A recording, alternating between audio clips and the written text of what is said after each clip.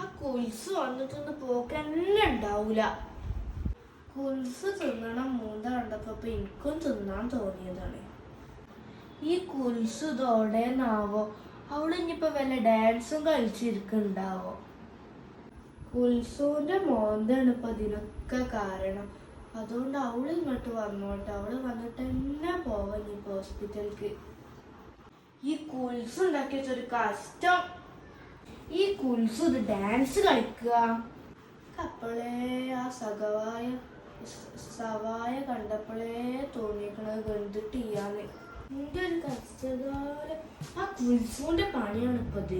കുൽസുവിന്റെ തിത്തേ തകരിയൊക്കെ കേൾക്കണ്ടല്ലോ.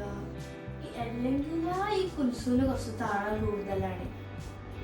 ഈ കുൽസുവിനെ കാണിയ ഈ കുൽസു എവിടെയാണാവോ? കൊറേ നേരമല്ലോ അത് ഇങ്ങളെ മനസ്സത്.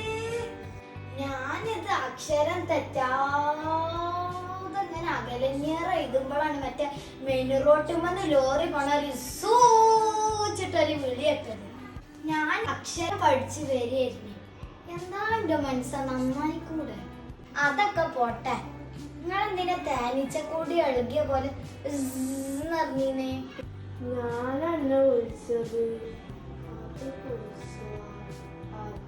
നിങ്ങളൊന്ന് വേഗം പറഞ്ഞാണ് മനസ്സ. നിങ്ങളെന്താ അക്ഷരം പഠിച്ചു വരിക? നിങ്ങള് അക്ഷരം പഠിച്ച് വരുന്നല്ലോ അല്ലേ? ഞാനാണെങ്കി അകലഞ്ഞേറി എഴുതി ചീ വരെ എത്തിയിട്ടല്ലോ. അത് പിന്നെ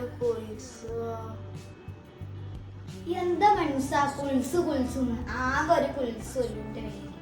നിങ്ങൾ ആദ്യത്തെ വർത്താനം കേട്ടപ്പോ തന്നെ എനിക്കൊരു സംശയം ഉണ്ടായിരുന്നു. നിങ്ങൾക്കൊരു അക്ഷര സ്ഫോടക ഇല്ലല്ലോ. അല്ല, ഞാനിപ്പോ എന്താ കേക്കണേ? എനിക്ക് അല്ലാത്തത് അതാണിക്ക.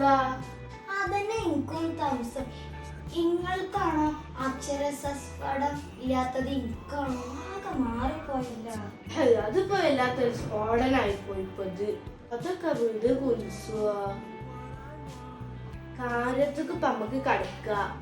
അത് പിന്നെ എനിക്ക് ആ സഖവായ തിന്നപ്പോ അത് കുൽസൻ ഹോസ്പിറ്റൽ പോണം.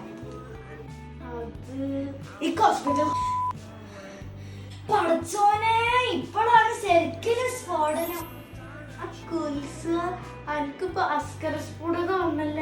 ഇനിയിപ്പൊ നിങ്ങൾക്കും കൂടി സ്ഫുടത ശരിയായോ?